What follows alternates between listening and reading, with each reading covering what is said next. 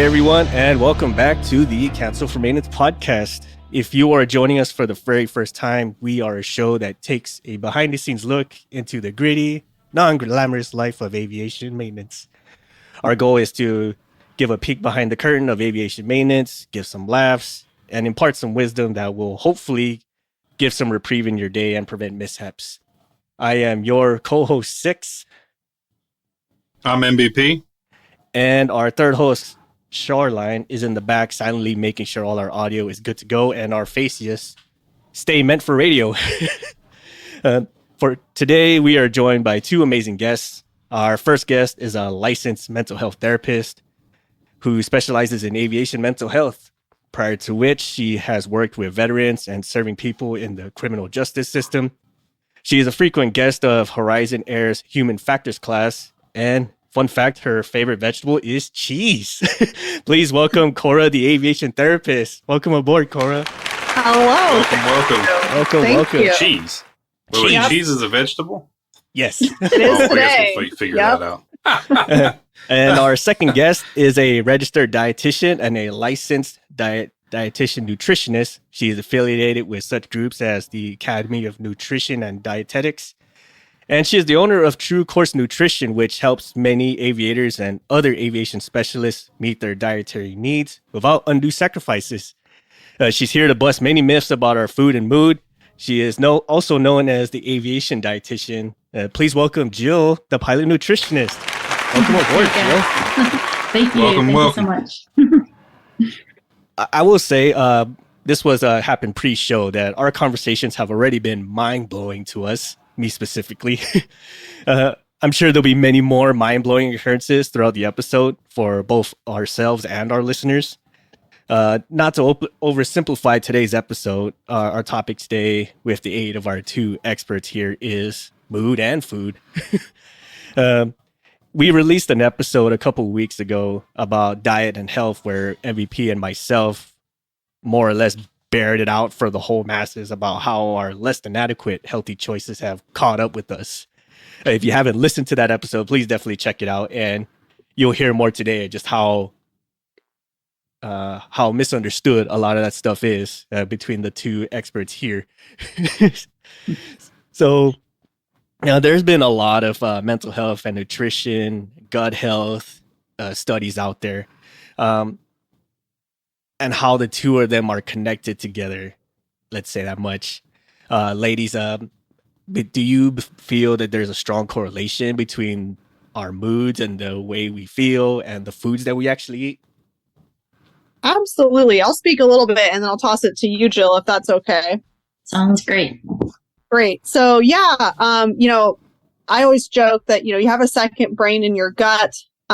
Specifically when working on my end with folks, sometimes that's, one of the first places I start because our body will start to react, maybe to some mental health symptoms before our brain has, the right vocabulary to understand kind of what we're going through.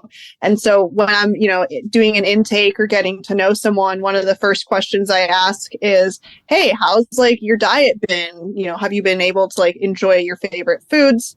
And then if they kind of answer, well, actually, no, my appetite has been curbed a little bit, or I have been getting more frequent stomach aches, then that's where it's good to kind of take a step back. And that's where, folks like Jill come in is, I'll work in the cranium and then she has the knowledge for that gut. But sometimes our gut is actually one of the first things on my end that can let me know as a therapist that, maybe my client isn't doing so hot.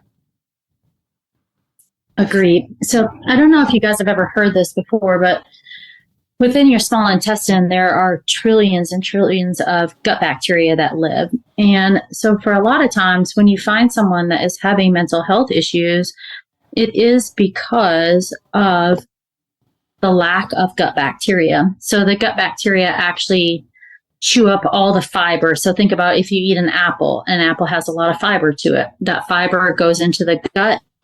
The bacteria eat it, and then they send up all of those signals to your neurons to make your brain function better.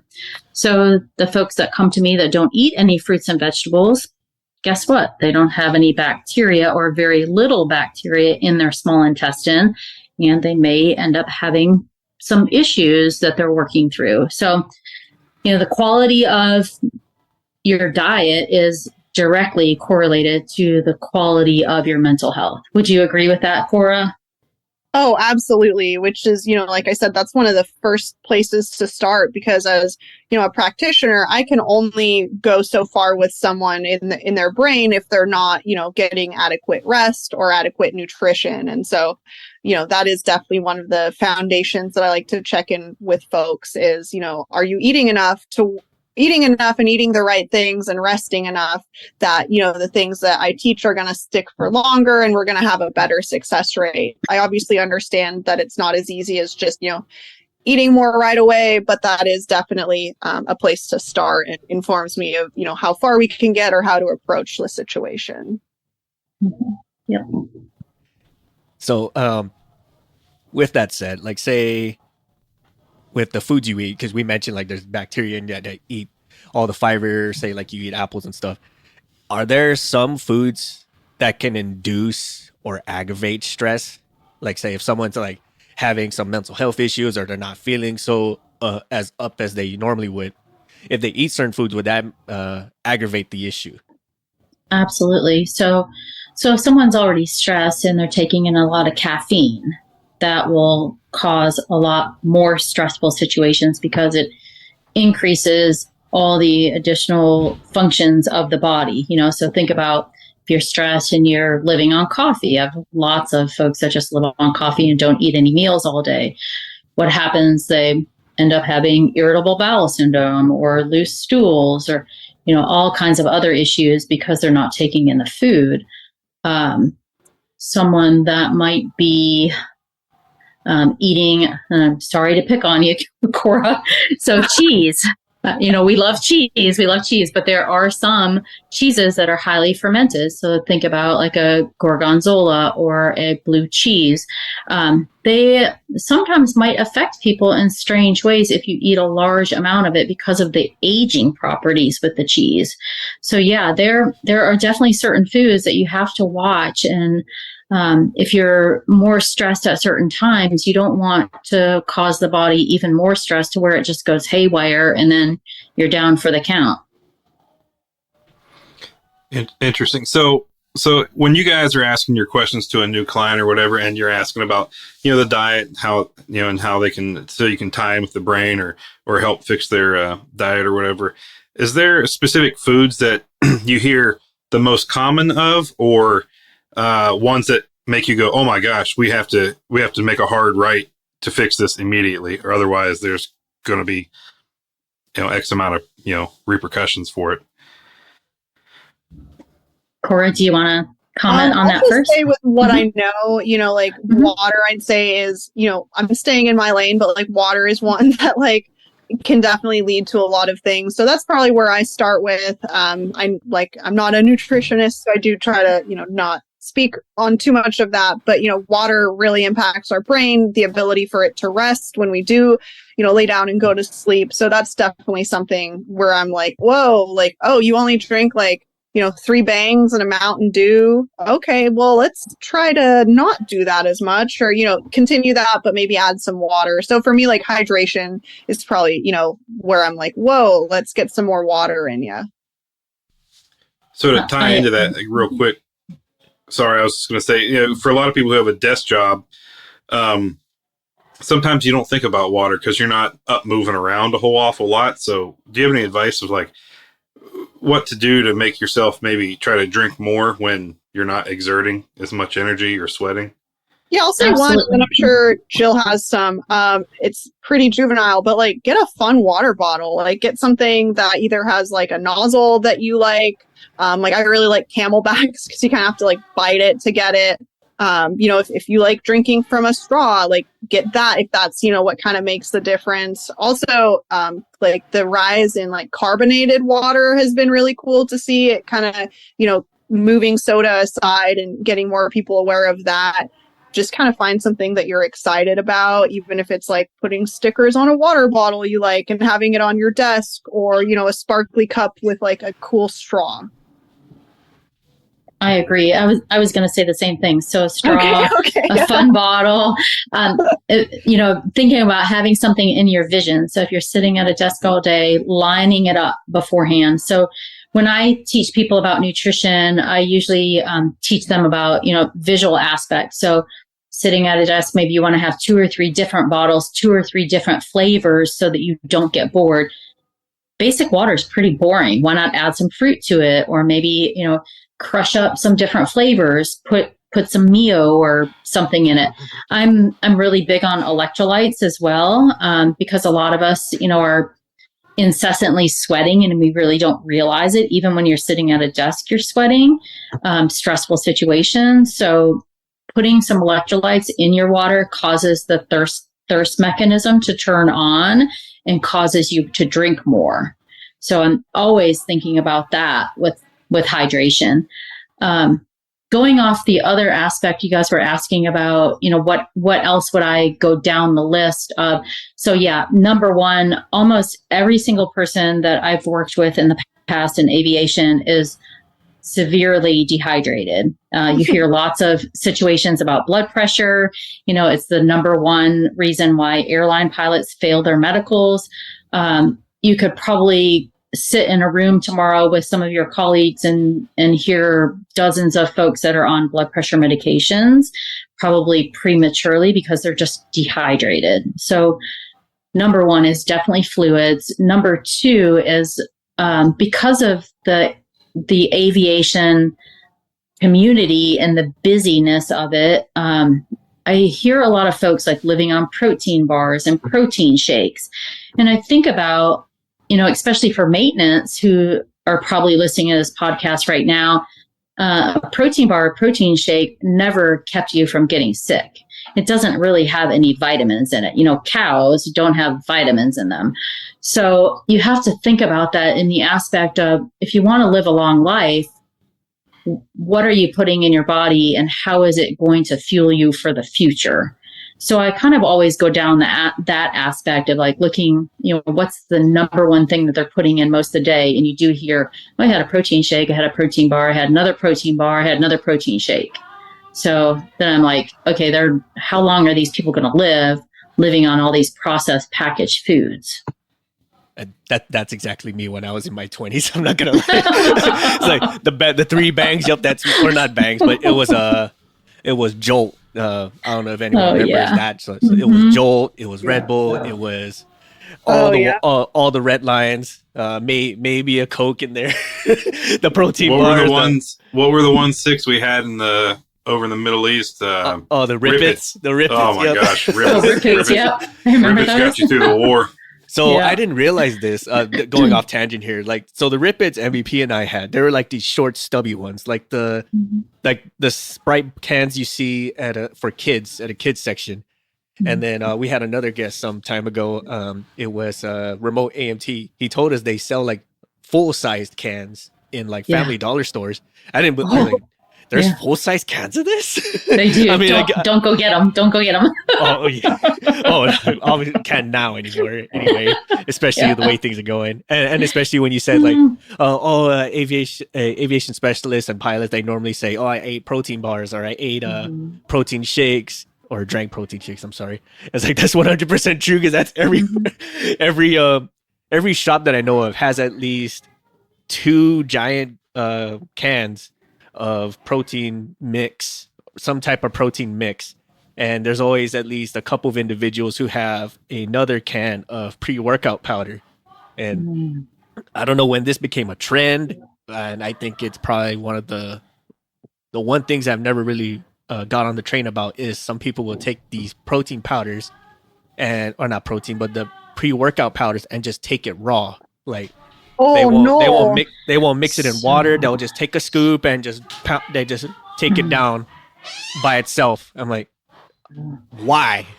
Why? That's TikTok. That's what TikTok has done for us is, all those crazy, like, try this challenge, do this, do that. Yeah. Right. I mean, you're not going to eat coffee grounds raw, are you? So why would you be taking pre-workout raw? I don't understand it. I mean, Cinnamon challenge, for those of you that remember that. Yes, yes. Oh I mean, my I've gosh. eaten coffee grounds raw. I'm not gonna lie. I mean, it wasn't by choice. It was just kind of like, well, do you want this caffeine or not? Like, I guess it's better than snorting it, so I guess we'll take it. This is true. This is very true. And I've seen many of aircraft mechanics who have snorted those, both pre-workout, got coffee grounds, and all sorts of things you're not supposed to put up your nose. I'm like, oh my gosh, why? Like, but we found out, like, some of us are finding out sooner than others that that's probably not a great decision, and we're you mentioned that as of right now, like we're taking preemptive meds, probably or taking medications for it probably prematurely because of not being 100% familiar with what either of those for your gut and your mental health are for. So there's been a lot of like misunderstandings as far as good food versus bad food, good diets versus bad diets. Can you bust some myths a little bit about these good and bad foods or diets? Mm-hmm. Absolutely. So the first thing is, as a dietitian, the dietitian says diet right in it, but I don't believe in diets at all because, most people will go on a so-called diet and then they might lose a lot of weight or improve, their mental status or their health or, a realm of things. But as soon as they get off of it, think about people going on keto. Keto is cutting out carbs. What are you going to do when you have a couple children at home that want birthday cake? Are you going to not have the birthday cake? No, you're probably going to binge on the birthday cake because you didn't have it for several months. So I clearly do not believe in diets at all. I think that there's every type of food for every type of situation, and it's just how you use the food along with your body. So for instance, when we're talking about mental health today, people find it very funny when they work with me and I say, oh, if you're staying at the DoubleTree Hotel, you definitely want to have that DoubleTree cookie. It brings you good memories. You think about the DoubleTree and that's the first thing you think about is the cookie that they give you, that warm cookie when you're going to your lonely hotel room at night by yourself. So I hear time and time again, people come in my DMs all the time and ask me about all of these different diets. And that's the first thing I'm like, just don't do any diets. Just eat the food you love, eat it in normal if you don't know portion sizes, learn portion sizes, because that's usually where it gets out of control is the portion sizes. That's really interesting. So I guess this is for both of you or whoever can answer first. Like, we hear a lot of times about comfort eating, right? Like, I'm feeling stressed, I'm feeling depressed, I'm having a lapse in a traumatic experience. So I would have some type of comfort food or some type of an outlet. And sometimes we call it like stress eating, right? I was going really good. And I kind of lost myself for a second because I'm attacking myself at this point. Okay. Tell all your secrets. Tell them all. So say with stress eating or eating comfort food, is that is that more of a mental response or is that kind of like a gut response, right? Like, I'm not feeling so great. So I want something to kind of mellow me out. And is doing that actually terrible for you? Kora, you want to answer this one? No, I feel like I remember talking to you about this around Halloween when I was the one who switched bar. Yeah, I am. I'm a big fan of comfort foods. I think food. I think that's where people get into trouble is that they think that food is just for nourishing your body, but it's also for nourishing your mental health. So, just exactly the example that Kora mentioned, Halloween, you have memories around certain foods. For me as a child, it was M&Ms. Anytime I got stressed out, I had my little bag full of M&Ms and I ate them one by one and I looked at the colors and I remembered, how they taste and how they felt in my mouth. And I just think it's really important to have comfort foods, especially for you guys. As airline mechanics, you're under a very stressful time. You're meeting deadlines. You're trying to get the planes fixed so that the passengers can get back in the air. You're gonna need foods that are going to help fuel you through that process of that stressful environment. So I always embrace emotional eating. I know it sounds crazy, but I'll give you an example. Before I got on this call, I was talking to a client, and her workload is super busy right now. There's all these storms around the United States and all kinds of cancellations and things going on. And I asked her, I said, what is it exactly that you're gravitating towards? And she said, oh my gosh, I'm going towards like pita chips and tortilla chips. And I said, well, exactly, because you're stressed. You want those hard, crunchy things because you've got this massive amount of stress in your body right now. You can't really go and run it out or work it out or yell or scream because you're around all these passengers. So you're just, you're using your jaw to basically beat out all of this stress. So I teach everyone that I work with to embrace the stress through food. I think it's totally normal and natural. That's what I do as well, is if someone's coming to me at maybe they have like a really stressful day, maybe they're doing, recurrent training or have a check ride.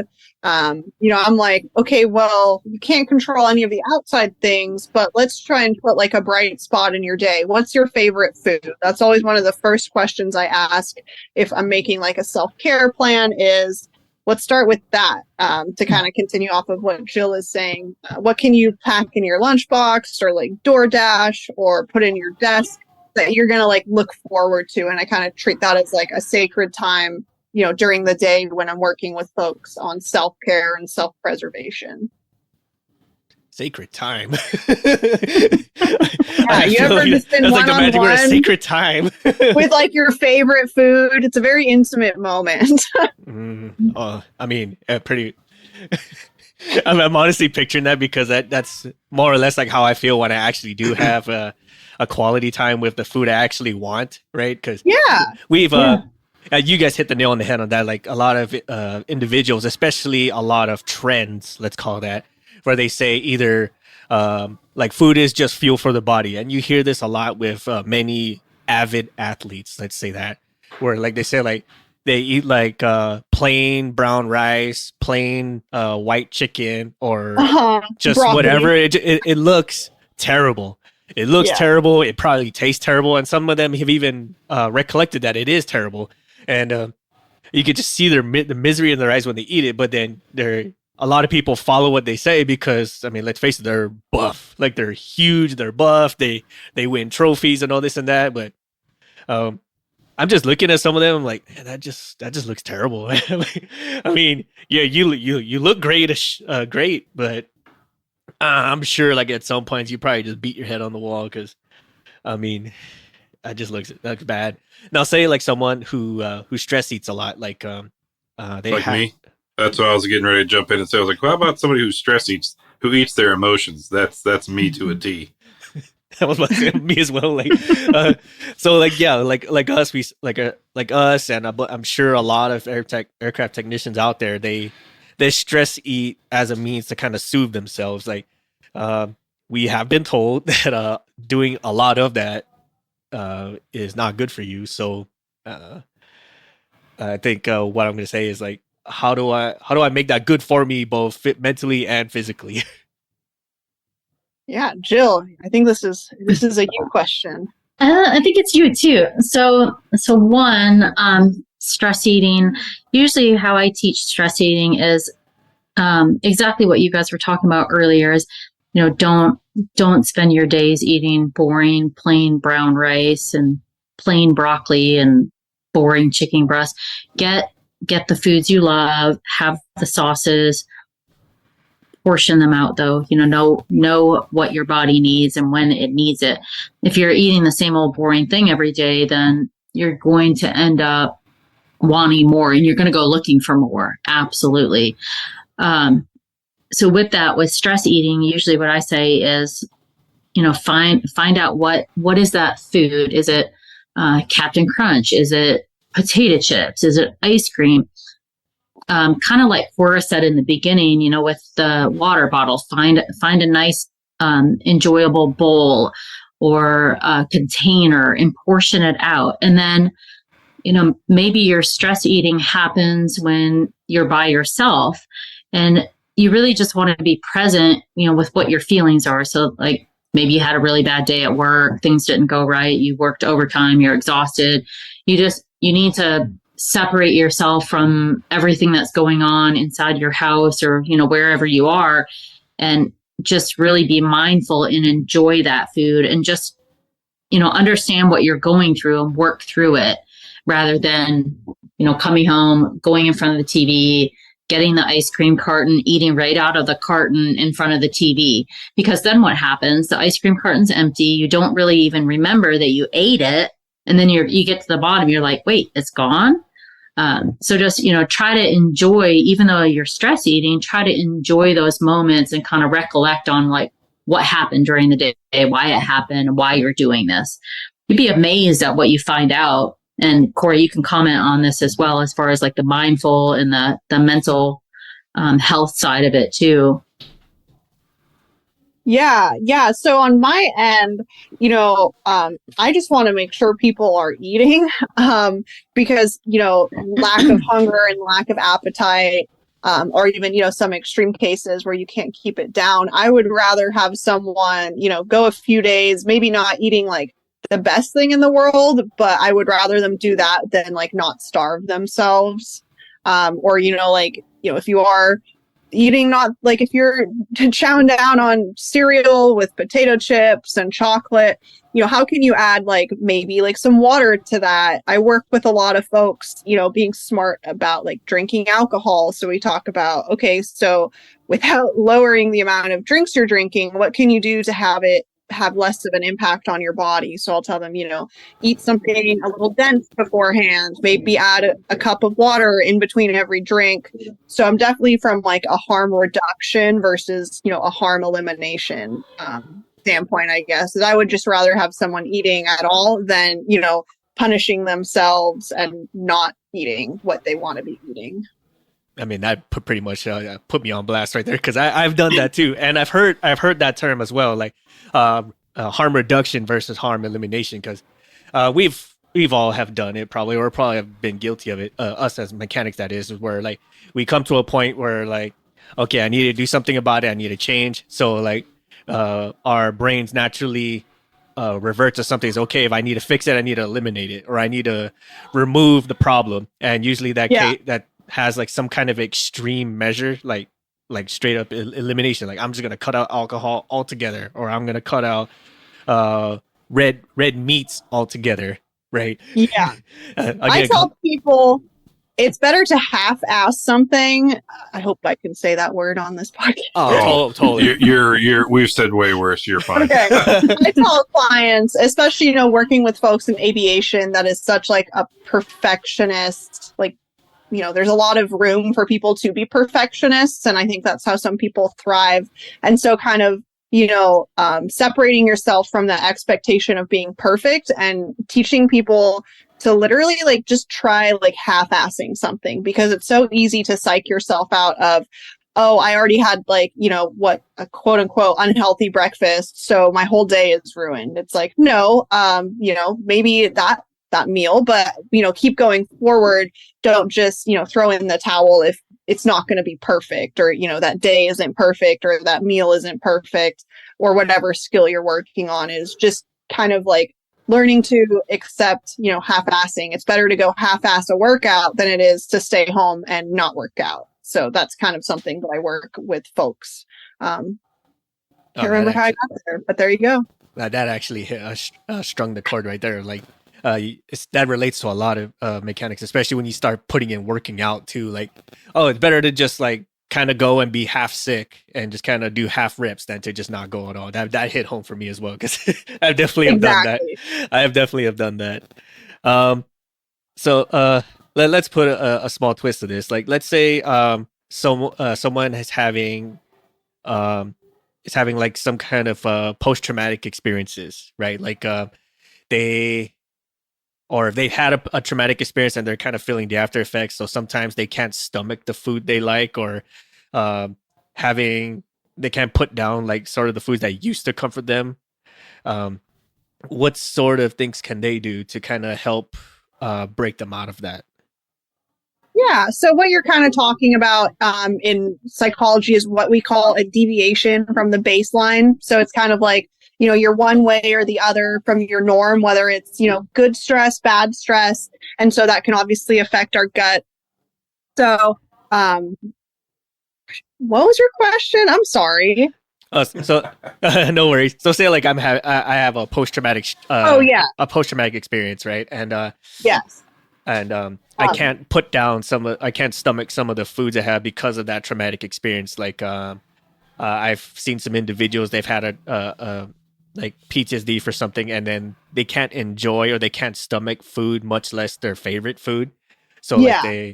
they kind of just default to pills or just drinking or whatever the case may be. Yeah, so I'll speak a little bit on what I work with folks, and I'll toss it to Jill. So when you are kind of in like the deviation, that is kind of the worst time for anyone to throw like new skills at you. Our brain is just not in the learning part of our brain. So again, going back to harm reduction is, can you try 3 bites? So even if you're not hungry, but still, get 3 bites, because what you're teaching your brain is like, you're still accomplishing the task, which can obviously give you some endorphins. But yeah, I don't try to like push people other than kind of like maintaining, water. And I usually start with like, okay, can you try to take like 3 to 5 bites just to maintain some food in your gut? But I'm sure, Jill has some light to shine on that I'm curious. I'm also curious. Yeah. Yeah. So I think of it, I think of a lot of aviators as endurance athletes. And so think about, when you're going to a big event, whether it's, working on a specific plane at a deadline, or you're working through a thunderstorm and you're having to fly all these passengers, or, emergency landing, those type of things, your gut's going to shut down. So PTSD, same situation. The gut to brain axis is going to shut down. The body's not going to absorb very much at all. So in that point, what I do is I turn to liquids. Your body can survive on very little food for a very long period of time, sometimes up to about 3 weeks. I don't want anyone trying that at all, but just know that can happen. What you can't do though is you can't survive without fluid. So exactly to piggyback on what Kora was saying is, just maybe 2 or 3 little sips of water, or maybe some type of a sugary, syrupy fluid. I know that, in past times when I used to get stressed, I would always just sip on a little Coca-Cola because it has a ton of sugar. It has a little bit of caffeine to kind of boost my mood. And my gut would absorb it and it would give me the calories that I would need. So, if you try to put food into the gut under a stressful situation, then it might come back out one of the other ends and not be the best experience. So I would always just stick to liquids in that point, and I would always stick to sugar in that point too. Because the other thing to think about is that sugar absorbs into the blood system very, very quickly and will give you that little bit of boost that you need until you can start feeling better. Yeah, that's rings a bell to me as well. Like there was a story about a SR-71 pilot. His name was Brian Schull. I believe he retired as a major.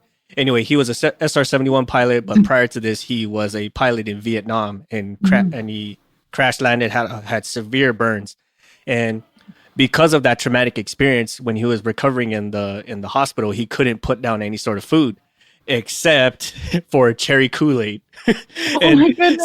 So they tried. He's even tried himself. Like he tried to psych himself out. Like, I gotta eat. I have to eat. I have to recover.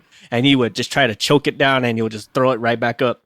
And how he came about finding out that he can put down cherry Kool-Aid was a bunch of nurses, like they went around all over the place trying to find any sort of food that he can put down. And then he threw all of it up, and then here comes one of the nurses, just pulled out a pouch of cherry Kool-Aid from her for lunchbox, mixed it up, gave it to him, and he was able to keep it down. And so I think it was a couple weeks, maybe a couple months, where that's all they gave him was like gallons of cherry Kool-Aid. And I think he said he got so sick of cherry Kool-Aid, but that's all he could keep down. But as time progressed, he was able to pass it out or process it, and then over time he was able to actually start putting down food. Nowadays, he's a photographer now, and almost every single SR-71 photo you've seen circulating around the world is 9 times out of 10 his photo. So that's actually pretty cool to hear that, and I'm glad you guys mentioned that, because now that relates so much. Like, I've never noticed that so much. That I can, or it's possible for you to go without solids for a couple weeks. Because when I first heard that story, like, how is this guy even alive with just eating cherry or drinking cherry Kool-Aid? Yeah. Body's I would also, an amazing thing. Sorry, go for it. Go ahead. You're fine. Okay, mine's short. Is kind of like acknowledging. If I have a client where it's been several days and they can't keep anything down, part of what I call like crew resource management is kind of reaching out to folks like Jill. That's like, okay, we've tried some of the cranium approach, but let's pull in an expert from somewhere else. And so that's something I always teach my clients is this help seeking behavior, or crew resource management, basically, of calling folks in that might have the expertise that you're looking for. And I've had no issue sending some folks to Jill that do come with me with similar stuff. So yeah. Yep. Kora and I work very well together. It's a pretty amazing thing that we do together. It's true. It's just a bonus that we're like best friends. I know. I mean, that's a good marriage. That's a good marriage. You mentioned, like, you have the second brain down below, which is your gut, and it kind of influences the brain upstairs. Like, and they bridge each other. As I believe you mentioned it yourself, and I want to say I heard this somewhere else, where like if your gut's not feeling well, the rest of you don't feel well, and it kind of goes as well, like whenever someone talks about making a firm decision or making a snap decision, it's like, oh, just go off your gut instead of go off your head, Yeah. Yeah. And it makes sense now. Not hearing you two talk about it, like I always wonder how that came about. Like, why the hell would I trust my gut and not my head, or even my heart for that matter? And it's the reason. Like you said at the very beginning, like, your gut's gonna feel it before the rest of you do, which is funny if you think about it. Yep. Now, say I've actually heard this from one of our patrons, where they asked, or they made mention that they've tried doing healthy resources, or they're in such an isolated area where the only air quotes healthy source is a sandwich chain, which has like a 50% chance of giving you food poisoning. So for someone like that, where they're very isolated, or they're like the only other option they had, or not only option, but one of their main options is having a food poisoning sandwich chain. What can they do to help with that? So like if they're at a remote area and the only option is to go to this one chain, or maybe they could pack some things with them. Yep. Do you think if they were to pack something, like, what would you recommend? Yeah. And that, when you guys first reached out to me, that's exactly what I thought, because I have worked with a few of your colleagues in the past, and the thing that I think about is, all about the deadlines that come into play for your industry, and just how hard it is to be able to work with those deadlines, along with the environment, and then let's just call it food scarcity. There's not an abundance of cafeterias around maintenance facilities and such. So usually what I do is I teach people to carry pocket snacks. So think about things that are still going to be fairly healthy, but also very convenient. So packages of crackers, dried berries, trail mixes that come in individual serving sizes, fruit really easy to carry as long as you're not going to an international or have to go through customs or something like that. Nowadays, you can go through the grocery store and you can get bean packets, rice packets, pre-made pasta packages, pre-made sandwiches. I mean, there's no reason that if you're headed out to a remote area and you know that there's not going to be any food resources, or the ones that are there are going to make you sick, there's no reason that you can't pack your bag with a few things that don't need to be refrigerated. For instance, Kora's favorite food, cheese. Cheese doesn't really need refrigeration. You could keep it for about 7 days without any refrigeration, and it's going to be completely fine. It has a huge, it actually gets better as well. It gets better in flavor the longer you leave it out of the refrigerator. That the flavors actually bloom more. So I tell all of my airline pilots, I'm like, if you're going out for 5 days, pack 5 pieces of cheese and just put it in a Ziploc bag. It's awesome. It's got high calorie amount. It'll hold you over for a very long time. So yeah, I would definitely start, just bringing snacks with you everywhere you go. And basically what I do is I'll teach, for every day that you're out, take about an extra 500 calories. Anyone that follows me around, Kora included, she's traveled with me before, I always have snacks in my bag. Like, I'm the snack lady all the time. So always, never leave home without food. Always. It's true. I'm also the same way. I love having snacks. I'm known in my classes at school as having the good snacks. That's my reputation, and I hold that very dear to my heart. I'm loving it. That's interesting because I find myself not taking snacks. My fear is that all I'm going to do is sit there and eat them, and I'll eat them right away. Right. So I'm a stress eater, but I'm one of those. I don't snack a whole lot. I mean, I do, obviously. I think we all do, but I'm more of a meals person. But it's one of those. I don't eat till I'm full. I eat till I hate myself type thing, and I don't know how to break that. But it's just that stress eating discomfort. It's like the lack of self-control, I suppose. That might have to be something that Kora digs in with you.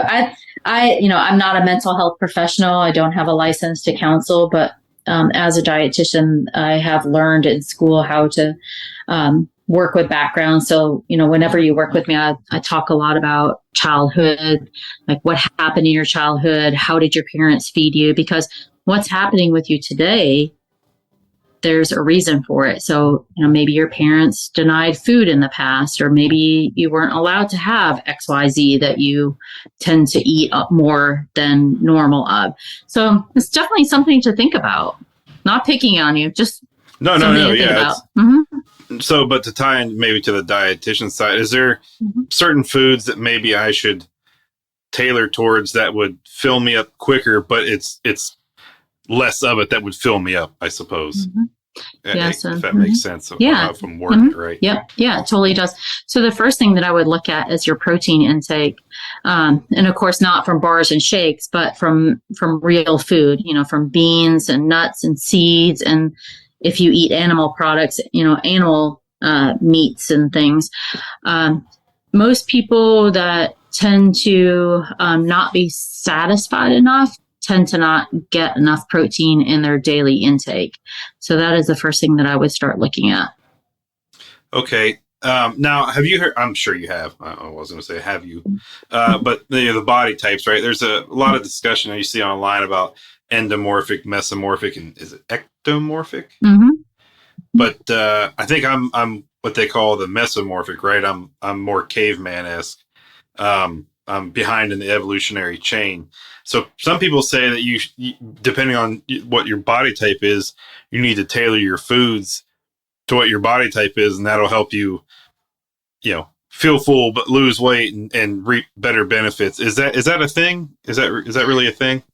I don't think that's a thing, unfortunately. Okay. Right. No, that's why I'm glad you guys are here so we can ask, because I just see stuff, reading different articles online. I know. I mean, you might have more muscle content on your body, or you might have bigger bone structures and need more calories. Absolutely. Some people, if we had video on right now, you would see like I can't sit still, so my metabolism is much higher because I'm a fidgeter. So there might be something to your metabolism rate being higher as to why you crave or eat more food. But yeah, as far as like the science behind body types, we never were taught any of it in school at all. Oh, well, I mean, that's good to know. Yeah. Well, every time I see an article like that, just go ahead and skip on through that, pass over. I will touch on kind of the question of, if you're stress eating and I'm working with you on like the brain side, what I'd want to work with you is kind of like what Jill said is one, if we can identifying, the stressor or the connection, but even more so than that is like, well, what else can we add to your life that can give you some of those like endorphins and serotonins that you're used to only getting from food, or maybe get the most from food. So that's something. And then you guys also bring up a really good point about, like misinformation, given out there. So yeah, I think that's a really good point because it's hard to tell these days. Almost definitely. I was, well, yeah, because remember, you guys remember, sorry to cut you off, Six, but you remember like how many years in a row was it that eggs are the number one best source of protein for you? Eggs are terrible for you. Too much cholesterol. Eggs are great for you. It just went back and forth for so long, and maybe still does. I don't know, but now no one can afford them. So yeah, that's true. Yeah, now it's a luxury for the one percenters. Or like imagine when the price for eggs went up. I can imagine there was every chicken in the world like, so what are you gonna do about those? What do you want for those eggs? Just being all stuck up about it, like. Yeah, I hate you. and nowadays the moniker about eggs, or at least the going rumor, is that eggs will give you blood clots. I mean, I'm sure if you ate like 6 dozen of them, you'll get a blood clot. But I mean, anything can give you a blood clot if we want to play that game. Exactly. Sleeping could give you a blood clot. Yeah, I mean, Kora and I talk about this basically on a daily basis in text messages. Yep. Just all the misinformation there is out there. So like with everyone listening here, the one thing that I would tell you is, okay, you went to school for a long time to do what you're doing. You have license and education and credentials. And why are you, going on Google, letting Google be your doctor? Why are you aligning with folks that don't have credentials after their name? There's so many folks that will go and work with people that don't have a dietetics license. And I'm like, do you really want to trust your big, long career on that and all that money you spent on becoming a pilot? Same thing goes with Kora. It's like your mental health is so very valuable. Do you really want to trust your mental health with a health coach that just like studied a book for 5 hours? I don't think so. So I would really, really trust in that. And Kora, take it away. Cause I mean, we could rant for like 5 hours about this. It could be like its own episode, honestly. I mean, let's do it. But I'm just, be cautious. I do want to say like, education is definitely a privilege. But at the same time, really question about like what is like the purpose of this person like sharing the information? Is it to like make you healthier? Is it to advertise a product or a service, or in like the worst cases, get clout? So just like do your homework. There is a lot of misinformation. Just know like Jill and I are always open. If anyone has like questions about that, I know she's been such a good resource. Kind of like you brought up about like the different body types. I know I've dispelled many myths since working with Jill. So yeah, just know, anyone listening, I'm here as a resource. There is a lot of, with the rise of social media, misinformation. So I hope folks see me as a resource. If you have any questions, like don't be a stranger. So that's interesting. You did bring up social media, right? Influencers are a thing, right? They're a real big part of social media these days. Are there any actual, besides professionals such as yourself on the social media, promoting what's facts and what's not, are there any other influencers out there that you guys are aware of that do actually give out right information, or have you actually seen them? I mean, you don't have to give out names or whatever, but are there actually people out there? Or is it kind of just swings one way or the other? Yeah. So I think, so I follow like the Gottman Institute. So that's not necessarily a person, but it is like a publication that, is specifically like relational based. It's something that's in our textbooks. So I don't know if I've found, other than like, aviation professionals specific so far, but I do generally like to follow like some counseling pages like from my school, or like an accredited institution or university where there are checks and balances, and it's not just like one or two people deciding like what looks good, but there is a recourse if something is misposted that has misinformation. I definitely would go to some of like the bigger institutions, like I said, like Gottman, or local universities that have mental health pages is where I would go. Yeah. Okay. I like that you mentioned that with the C word. We've had many episodes where we talked about with the C word, which is clout, and there's been a lot of that flowing around. And I'm glad you touched that, because it's getting harder and harder to find out which information is right, and that's what MVP was alluding to. Like, how do I know which is right, which is wrong? And I'm glad we touched on this, especially with finding out which one is which and who we should listen to. And I also put out like there's a lot of misinformation, especially from the veteran side, as far as therapy is concerned. I mean, I can make a whole episode on that just by myself, ranting for hours on end about why therapy is the air quote devil, and why like the only real air quotes therapy that most people will rely on is just the high, for instance, of doing something very extreme or very drastic or very loud, has a lot of explosions, or trying to relive the glory days, so to say. I mean, I can make go ahead, sorry. Oh, sorry. I was gonna say I can make a bashing episode about that. What are you doing next week? No, just kidding. I mean, let's do it. Let's do it. Right. It's gonna be like a triple episode. Yeah. I think without getting into too many specifics, just pay attention. Like, scroll down their page. If it wasn't built as a mental health page or a dietitian page, then that's kind of where I start to wonder. Like, oh, if only their last 20 posts are related to this topic I'm looking for, and then the rest is like unrelated, that's usually like a red flag.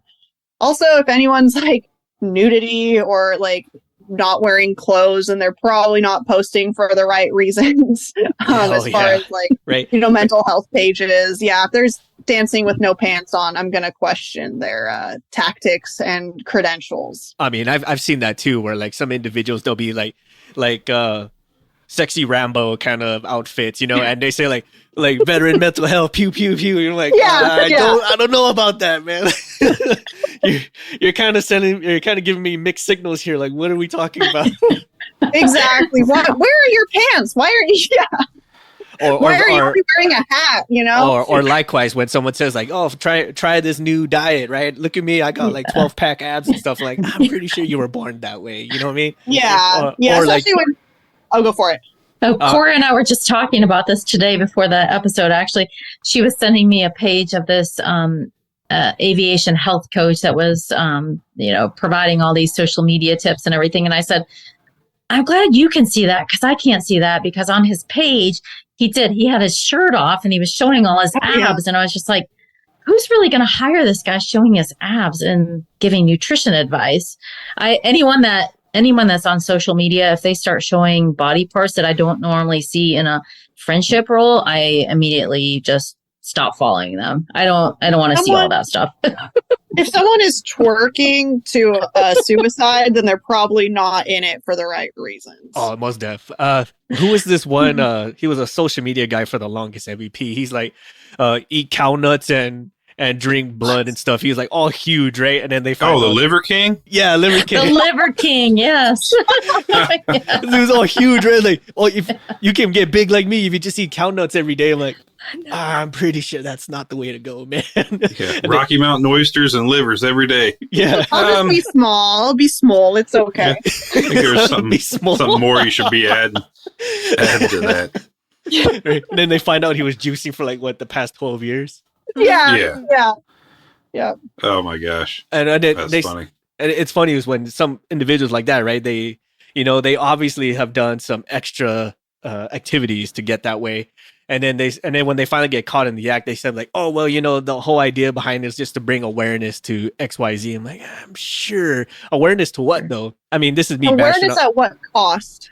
yeah. This is me bashing on my fellow vets because I've seen many of stuff like this happen, especially when it comes to therapy, right? Like, I don't need therapy. I just go or therapy is a belt-fed weapon. You know what I mean? Something like that. I'm like, Yeah. I mean, that's fun for like 5 seconds. I mean, I guess, but I mean, I can probably think of something way better that lasts 5 seconds. It's probably me and this plate of tacos, but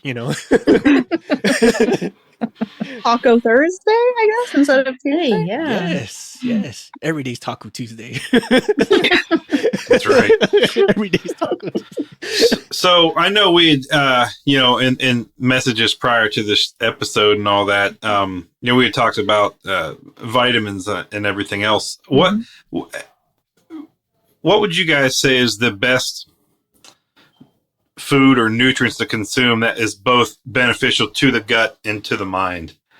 I know you talk about comfort food and all that, but I guess from a long life and a healthy brain type thing. You hear about what's that lion's mane mushroom? They say it's good for cognitive stuff and probiotics for the gut. Okay, I have one, and then this is definitely a Jill question. So, but I would say vitamin D, but not in the way you think. So, like something that I work with folks is, when we're trying to harm reduce or, get someone to feel a little better is go out and stand in the sun or like the light. And I think a lot of people misuse like sad lights because you have to do it at like research has shown you have to do it at like a very specific angle that like hits your eyes. So the best time to go out and like get your vitamin D is actually between 9 and 11 a.m. Obviously, like if you live in like Iceland or Alaska, take that maybe with a grain of salt. But when the sun is at like that specific angle is when, I like go out, even if it's, cloudy, you're still going to get that benefit based on the part of it, the eye that it goes through. So again, not food, but a vitamin. Yeah. So take that as you wish. Yeah. And also one more thing is the seasonal affective disorder. So for those that don't know, I'm in Oregon, upper left USA. And actually, the FAA's take for pilots on the seasonal affective disorder, basically, you can't have it because it's classified as a mood disorder. A mood disorder is basically any mood that lasts more than 2 to 3 months. And so it's kind of funny that we're touching on, the seasonal affective thing, because that is actually what first piqued my interest at all in becoming an aviation therapist was like, you expect like Oregonians to not be sad? Like, who do you think you are, So yeah, that was, sorry to tangent there, but that is, a very like prolific part of like why I'm here. So I just wanted to shine light on that. AKA stand in the light. Yes. Get the sunlight. Yeah. I agree 100% with vitamin D. So think about, 3 years ago during the pandemic and how many people were running out to get vitamin D supplementation. Over the course of the last 3 years that I've been in practice, I've tested almost every single person or had them go to test for vitamin D supplementation, and almost every single person was low. So not only immune system function, but also mental health function. And then think about, we're behind glasses now with sunscreen and long sleeves and pants and suits and all that kind of stuff. We're covered up all the time. So people are not getting enough vitamin D. And then you've got all of the traveling with the circadian rhythms. I talk to people all day about sleep disorders. So just to piggyback on what Kora said about vitamin D, get outside during those prime daylight, 9 to 11, exactly, full sunlight in the eyes without sunglasses. So very important on every single aspect. If you can't, then yes, get vitamin D tested, figure out supplementation. You can always reach out to me. I'll give you some aspects on it. The other thing is fruits and vegetables. I mean, I can't harp enough on plants because most of the aviation industry never has enough access to eating plants. And I think that's where I see almost all of the problems that come to me: high blood pressure, diabetes, type 1, well, not type 1, but type 2. So, the blood sugar issue with eating too many carbs and too many processed foods. I get a lot of folks with kidney disorders, kidney dysfunction because of hydration issues. So remember your water, your fluid. And then what's coming up a lot of times, which people just are too shy to talk about, and I'll basically talk about anything, is your guts, going poop enough. I've had 2 or 3 people just within the last 6 months that have had colon issues. Had one person individually that actually had part of their colon 7 feet cut out. So it's just not something you'll ever want to go through. The body is meant to produce waste. And if you're not producing waste on a daily basis and it doesn't look healthy, like a nice shaped formed log, then you really need to talk to someone about it. Like, talk to your friends about how your poop is. If you're not talking about it, there's a problem. So you think that's like just fiber related, or is that? Yeah, it's fiber related, because like how we started the podcast tonight was, talking about protein shakes and protein bars. They don't have fiber in them. So nothing's moving through the gut. And, I've had, over the last 3 years, I've had actually 2 airline pilots that passed out on planes. One almost died because of what they call diverticulitis. And, when people come to work with me, I have them describe what their poop looks like. And they just, they think, oh my gosh, this woman's crazy and weird. But you have to talk about it, because you just don't know what the health of the gut is. And then, with Kora's side of it, if Kora and I, did that together, we would probably see an improvement in mental health status as well, because, going back to the gut bacteria and everything, the things that are not going in that should be going in on a daily basis. I'm standing mind blown right now. I'm literally like mind blown. Like, wait a minute. I'm just thinking about logs. After you said logs, I lost. Yeah, I'm like picturing like, what did it look like? Oh my gosh! Not to gross anybody out. I'm like, what did it look like? Huh? You got to look at it. You got to start looking at it every day. You guys don't do that. I mean, there's a lot of things I look at, and my poop is probably not one of them. Start looking at it. Start looking at it. What's that joke, MVP? Like, would you just look at it? Yeah, would you just look at it? No, I would say, I do look at mine. It's something I've always done.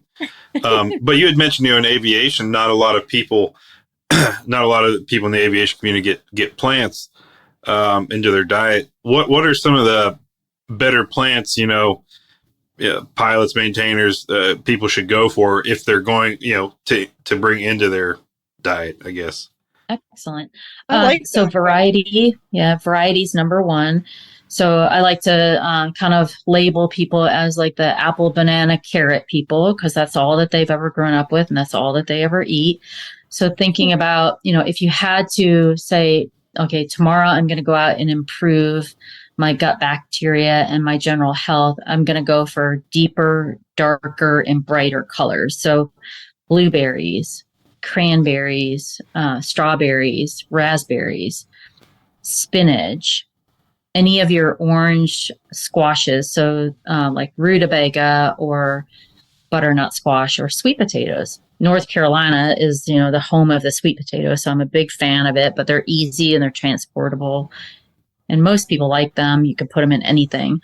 The things that you want to steer away from are kind of the boring things, so like all the different white colors, they don't really give you too much of anything. To jump in on that real quick then is I've heard both things. Cauliflower does nothing for you, and it's also a superfood. Yeah. So that is, So cauliflower is a little bit interesting. So it's in the family of cruciferous vegetables. And the thing that people don't really talk about with cauliflower is that it has sulfur in it. And sulfur actually attracts cholesterol. So if you have a cholesterol problem or a blood pressure problem, cholesterol will actually attach to the sulfur in the cauliflower and actually pull it out of your body. So yeah, cauliflower is a little bit different, but I wouldn't get on that bandwagon where everybody's like cauliflower rice. Oh, don't eat rice, just eat cauliflower. There's always, you can always have too much of a good thing. Right. Okay. I'm glad you said that because that was going to be my tie into the next thing. So, what about all the cauliflower rice and crust? But Oh no, there you go. no. I always think people are like, oh, I'm going to eat this pizza with cauliflower crust. And I'm like, I guess if you have maybe like, what's that disease where you can't really do celiac. Yeah, celiac disease? And Mhm. okay, I get it. Yeah. But if I'm going for pizza, I guess I'm going Right. for broke. You know what I mean? Right. And that's the same thing. So like you go and you eat a cauliflower pizza and then are you satisfied? No, you're still. So when you do get the real pizza, then you're going to eat the whole thing because you're missing it because you're eating cauliflower crust. Yeah. Don't do it. I've honestly never tried that. I've heard of it, but I've never tried it. And it's one of those like things that just immediately sound gross. Yeah. I mean, Yeah. kudos to the ones who can eat it, and if you have to, I'm sorry, but yeah, Right. Agree. yeah. So I got another one for you here too. So years ago, my father had severe headaches and all this and that, and the doctors or whoever he was working with traced it back to chocolate. Mm. So he cut chocolate out of his diet, and his headaches went away. I mean, and the headaches even continued. Right? We thought maybe it was he had thyroid cancer, had his thyroid removed. All good now, but the headaches continued. Turns out it was chocolate in the diet. So I was, one of those things. What kind of? Because I get migraines every so often too, and I'm starting to think to myself, okay, maybe not enough water, but I know I get enough water. So what is happening that's causing that headache? Is it something I'm eating? And I just don't know. But I figured since I got some professionals here, I'd ask. Yeah, it probably is something that you're eating. And so a lot of your headaches and things are connected to food. So I would start with fermented foods first. So are you eating, those cheeses like blue cheese or gorgonzola, anything aged? Are you drinking a lot of wine because that also has aging in it? So that might be a possibility.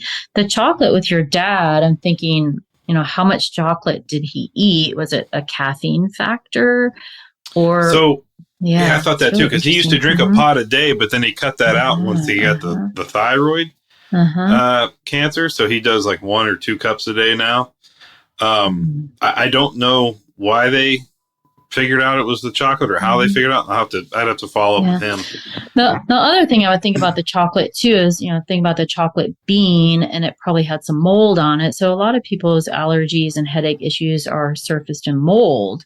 So that could be as well. Yeah, that would be a great rabbit hole to go down. I love figuring out allergies for people. It's so fun. Well, you would like me because I am an allergy. I can't believe I'm still alive, I guess. Oh, man. Many allergies that I have. But yeah, mold is one of the things, though, that I'm, I've had problems with my whole life. So I wonder. Yep. Oh, look at us troubleshooting, man. I'm all about it.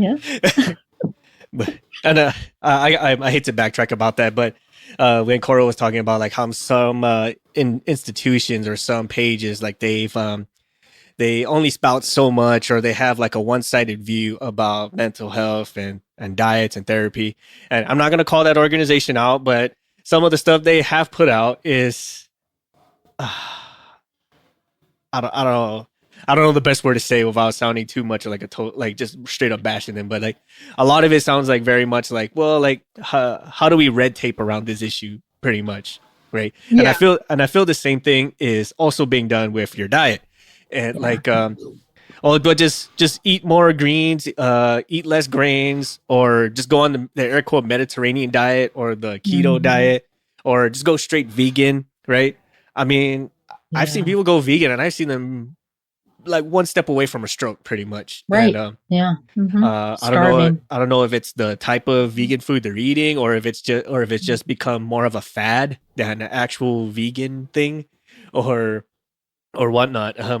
I mean, we can bat around that for hours, but I like putting that. I want to mention that as well because you brought it up, and that there's a lot of stuff that are going around where it seems very one-sided, it seems very far-fetched, and the only real advice we ourselves can really give you is seek a professional. Really, I mean, a professional in that specific area, right? I mean, we're aircraft mechanics, but you're not going to ask me to go work on your boat. I mean, I might have an Exactly. inkling of what that is or what it does, but I mean, I'm sorry. Like, I don't know.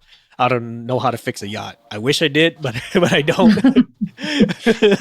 Yep. Stay in your lane. Stay in your Yeah. lane. Just try Yep. it. It goes Just back try to it. crew resource management too. Like that's such a good habit and necessary habit to have, like, on the flight line or on the job site. So yeah, apply that to your health too. If you don't know, go to someone that does. Yes, I will definitely. I will 100% back that. I will stress that. And sometimes asking for help is probably the hardest thing to do. But hey, I mean, like what we said in a previous episode, sometimes like it's either don't let it become an ultimatum, like in our case, where like it's either well you do something about it or you just start planning your obits now. I'm like, oh, well, Mhm. put it that way. Yeah. Mm-hmm. It's sad to say. Like sometimes it's like you got to call it out as it is, and it's not the greatest thing you want to hear, but sometimes it's the one you need the most. I mean, we can talk about that as much as we want for as long as we want. But sometimes, you just got it. The hardest part is just making that first step and reaching out to specialists such as yourselves. It's it can be embarrassing at first, but it's something that you'll feel embarrassed a bit, but then you'll feel better about yourself for having to do it. Like especially with therapy and nutrition. Like no, usually when you hear someone say, "Hey, you should go see a nutritionist," that's kind of like a nonchalant way of saying you're obese, right? Or Right. Or like you're crazy, so you need to go see a therapist. Like yes, I mean, people don't see these things on a spectrum. Like we were just talking in a meeting yesterday with my colleagues, is like the best time to go see a therapist for like long-term skill and well-being is when your life is like not a shit show, because that's the best time to learn skills. You're going to be more receptive to it. And actually, when we are, in that crisis brain, we're not even, the part in our brain that learns is not even activated. It's dormant because we are in our like fight, flight, freeze, or fawn. So, for folks listening, down the line something's going to be stressful or you just want to have skills, I really encourage y'all to not like wait until you're in crisis. Same with Jill. It's easier to make minor changes than, have a deadline for, getting your blood pressure down and your job on the line. I really encourage people to wait before it becomes kind of an ultimatum, like you were saying. So wait, real quick. Now there's a fourth one now. It's fight, flight, freeze, or what's it? Fawn? Fawn. Yeah. So that's kind of like, you see this a lot with abuse survivors. Like the way that they are going to be safest is for them to kind of like go with the abuser and like appease them. And so that's been something a little bit more recent that has come to light, is like, well, why are you being so nice to this asshole? And it's like, well, I'm doing it to survive, because that means that, I'm not going to there's less likely of a chance that I'm going to get hurt if I kind of, fawn and just do what they want. Wow, I'm so glad that's now a thing, because I've never connected that before. I mean, before it was just, I mean, how long ago it was just fight or flight, and then I think it was like 5 years ago they said fight, flight, or freeze. Yeah. And so I'm glad that maybe some people consider it Stockholm syndrome or something like that. Yes. Like, there's they've been around the captor so long that they've decided to go along with it. But now that we have this fourth category, now it's just like, okay, it's not it's survivability mode. Yeah. It's not like they've there you go. That's a better one. Preservation. Yeah. Yes, that's it. It's not like I've grown accustomed that I like doing it. It's like the only way I can go about it, because the other three options are just not available. That makes so much sense now, man. Like I need to connect you with this one author and really go about that, because that just blew my mind just now about it. And I'm sure that ties in, especially with like the nutrition aspect, right? Like I'm kind of seeing this as like when your parents force feed stuff to you, right? Like you will eat this or you will starve. Like, well, it's either that or they beat me. So, so here I go. Yeah, I hear from people all the time about the things in childhood that their parents made them eat and they can never touch again, and like just all the emotions around it and stuff. And I have my own story about minestrone soup, and anytime I see it on the shelf, I'm like, I just start like, I got to walk the other way. So yeah, I I can understand that 100%. Mm-hmm. Yeah. Wow. Don't force feed your kids. Please never do. No, I don't force feed my kids. I get frustrated. I'm like, gosh, I'm giving you what you like to eat, and you still won't eat it. Yeah. I don't understand what's happening right now. You know what I mean? Yeah. That's kids being kids, though. Maybe that's part of my stress too. Like, why you could totally eat it. Just do it. And then not eating it makes me want to eat it more. Like, we found a stressor. Look at all this discovery. I'm sure parents. So I have a question. I have a question, and it's for each of you. What what was a situation, a client who came to you? I know it's confidential. You don't have to give names and tell me if you can't answer. It's fine. But I was going to say, what's your kind of a big success story you guys have had, in both of your professions? Kind of what was the situation and what did you recommend? And they just achieved immaculate results, Yeah. I'll start. So something that I think not a lot of people know that I'm available for, but these are probably some of my favorite folks to work with is I love when people come to me when maybe they just got hired with a major or, they're moving up, whether it's, CFI to CFII or any of these it's been a kind of a busy day. I had overnight. Sorry. Whoops.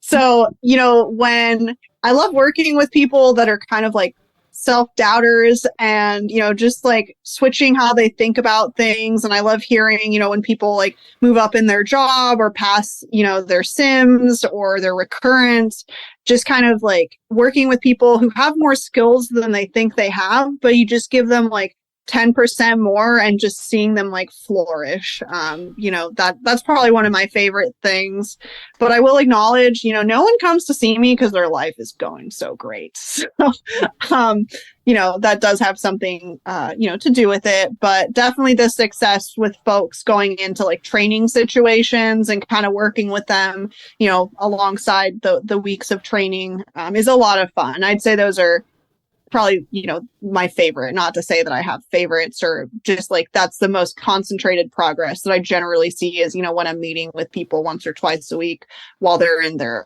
trainings.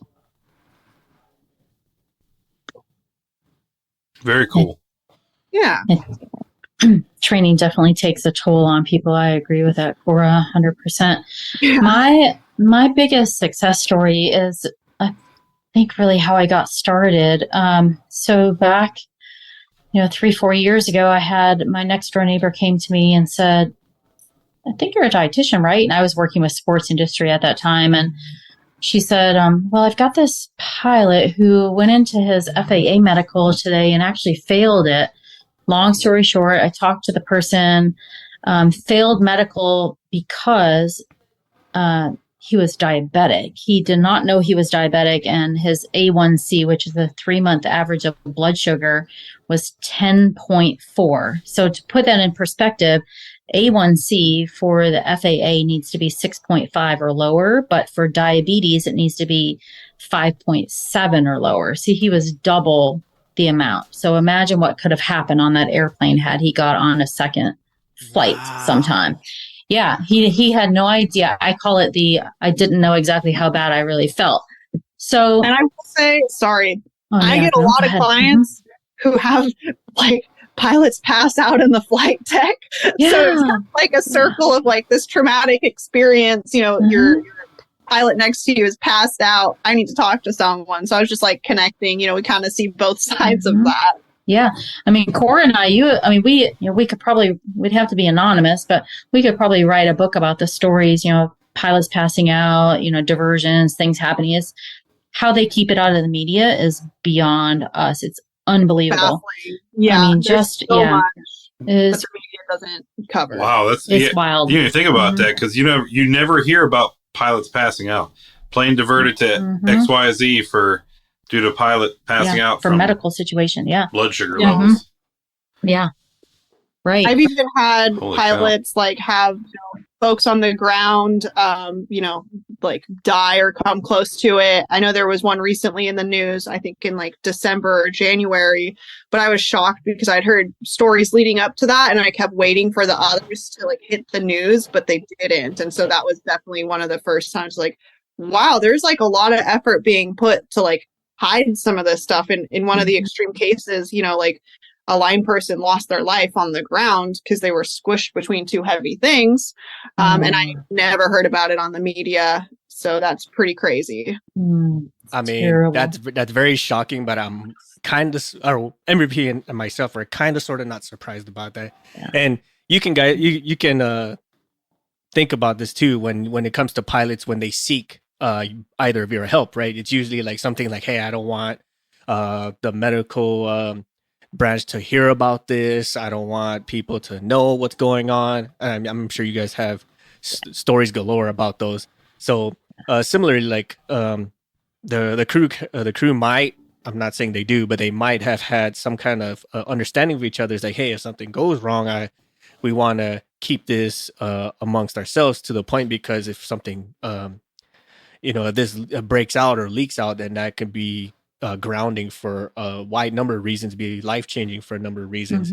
And like us on the ground and stuff, like no one really talks about us all that much, which is kind of why this podcast exists, is because for the most part with aviation mechanics, they just see us as ghosts, right?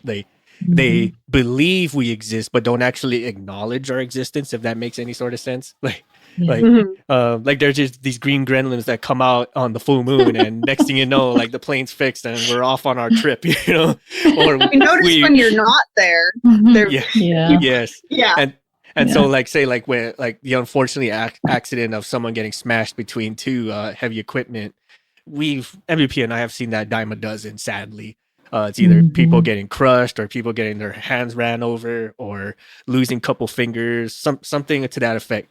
I mean, there's more drastic things going on, but accidents happen dime a dozen. And we can say a lot of it is due to the person just being overly stressed, under rested, just had a compound bad day. Like they woke up, their spouse was screaming at them, they didn't get enough to eat, right? The stuff they did pack, because the stuff that they did pack is just is to monitor because their diabetes, cholesterol, sugar level is extremely high, so they have to manage it in that way, and that's just to cut it out, and they make themselves even more stressed.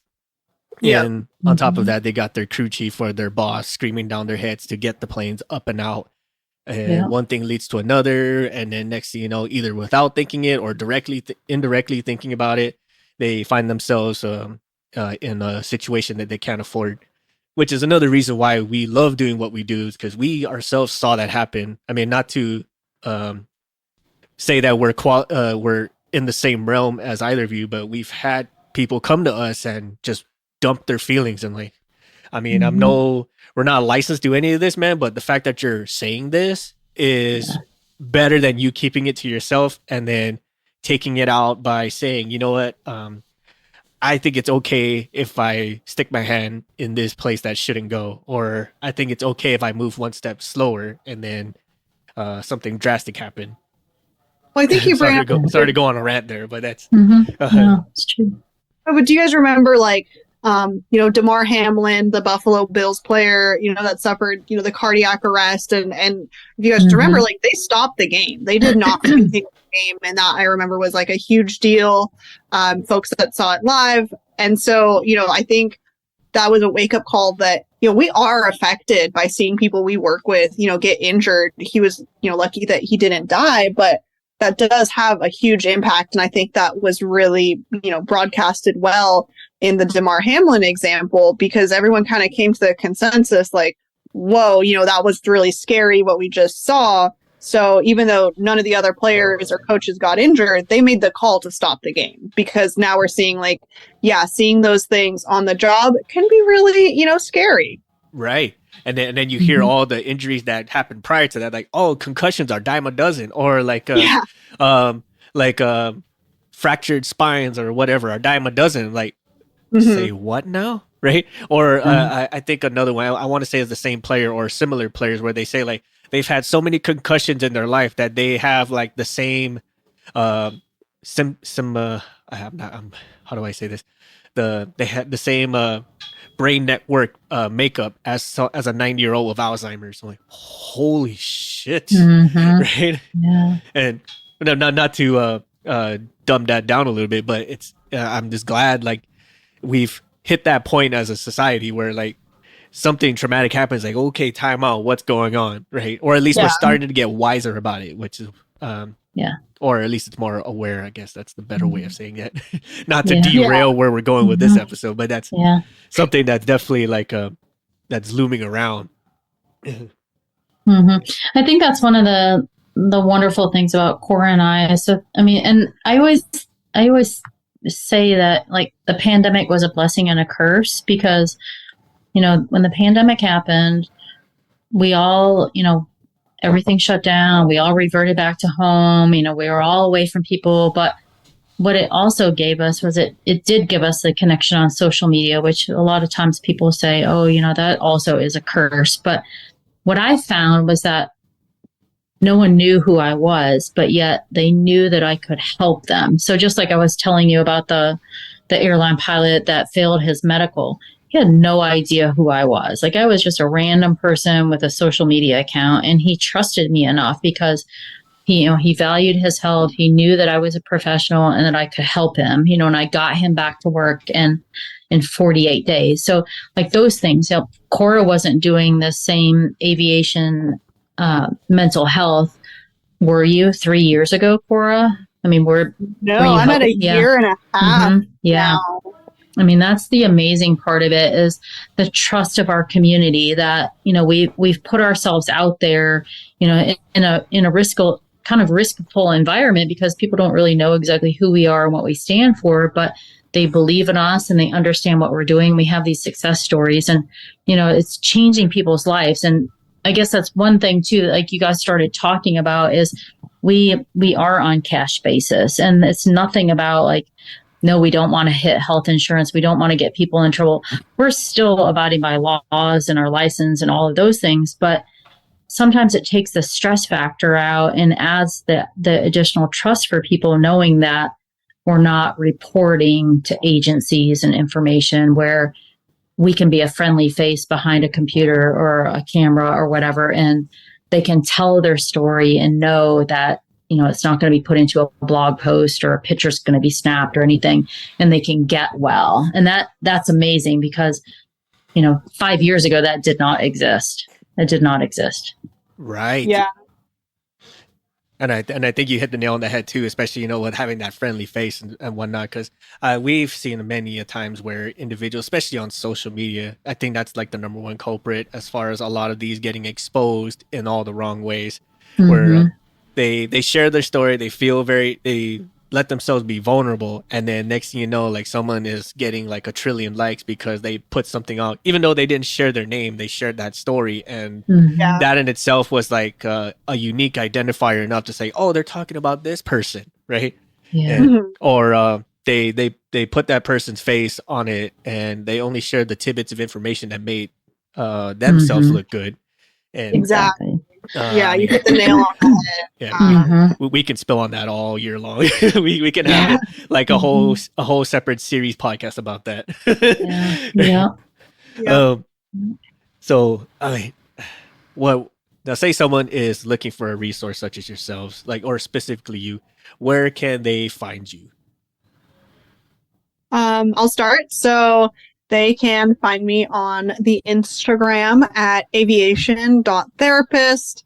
If you want to email me, my email is flightdeckcommunity@gmail.com.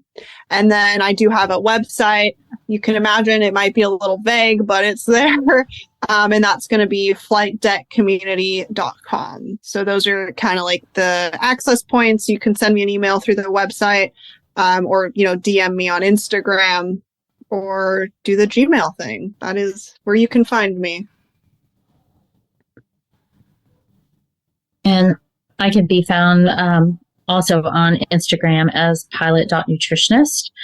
And my website is True Course Nutrition. And, if anyone's listening today, I definitely hope that you have noticed that we are friendly faces, just behind the internet. So please send us a message, get into a chat, tell us what your situation is, and just, know that it's going to be a safe space for you.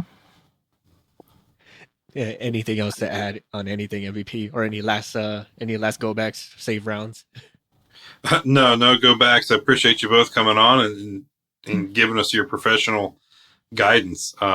It's really, really nice to hear, the truths and such from certified professionals as yourself. And thank you for your time. Thank you. I'd also like to say, I know this is like a veteran organization. Thank you guys for what you do. And as well as, keeping airplanes running. I know you mentioned y'all are kind of the behind the scenes, but aviation would not exist with you guys. And I just want to give a shout out, to the industry, because we would not be able to go where we want to without you. So thank you very much. Quite welcome. Keep doing what we're doing. And thank you everyone else out there for all that you do. I mean, we say it time and again, especially with our posts, but here to say it again one more time, we thank each and every single one of you for all that you do, for all the hardships you endure. And to our two experts, our guests here, I mean, these are all but two resources that you can reach out to. Please, by all means, reach out to them or someone in a similar licensed field for any sort of issues you may have. I mean, I'd rather you risk feeling embarrassed than you risking yourself and possibly creating a mishap, like passing out on the flight deck or being one of those "I should have died" stories. Let's please not have that. I'd rather not. That. And ladies, once again, thank you so much for coming. We definitely would love to have you again for an episode. And for all those out there, if you have any sort of questions that you would like to have answered or whatnot, please feel free to DM them or DM us.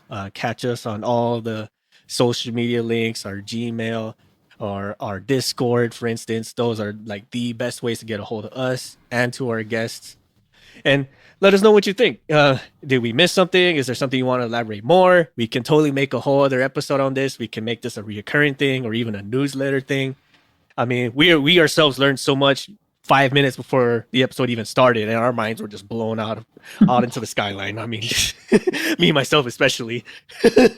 And I feel like everyone listening, there's a lot of stuff that was said that, it probably wasn't even put into their head until we started talking about it. I mean, us ourselves, especially with 9 to 10 a.m. sunlight. I mean, I never thought that was a thing. 9 to 11. 9 to 11. Yeah. Sorry, 9 to 11. Yes. Unless you live in the Arctic Circle. Then it's 12 to 12. I don't know. That's on you. Yeah. 12 a.m. to 12 a.m. It's just never sitting. Yeah. Once again, ladies, thank you so much for coming, and everyone listening, please reach out to a source such as them. Hit us up on all our links if you have any questions for us, or if you would like us to do something like this once again. On that note, thank you all for listening, and we'll see you all again next time. Sounds good. Thank you. Thank you. Thank you. Bye, everybody. We would like to take this time to thank our patrons for supporting our show and allowing us to make episodes, maintain our gear, and create merch for all of our listeners. With special thanks to Erica Lamont, Chris Hawkins, Eric Shaw, Dan Schubert, Ryan Frushauer, Kyle Keir, Mike Sherwood, Caleb Stockhill, and Jennifer Brofer. Thank you all so much for your support and patronage. If you like our show, please support us on Patreon. You'll receive awesome perks like access to our private Discord, discounts and early access to our merch, first glimpse of our comics and other projects, and so much more. You can further support us and show off your prowess as an aircraft specialist by visiting our shop at cancelformaintenance.com. If you like classy or rugged watches, visit our affiliate Rockwell Time at rockwelltime.com. Use the code CX, the number 4MX to save 10% off your total order. If you have suggestions for the show or you'd like to be a guest on the show, send us a line on our contact us section at cancelformaintenance.com. And we'll do what we can to get both your ideas and yourself on the show. Please support us on social media like Facebook at Cancel for Maintenance, Instagram at CANX for Maintenance Podcast, or Twitter at CXMX Podcast. Please check out our new comic series on the Tapas app. Like, share, subscribe, and comment on our comics. Let us know what you think. Thank you all so much for your support and listenership, and we will catch you all next time.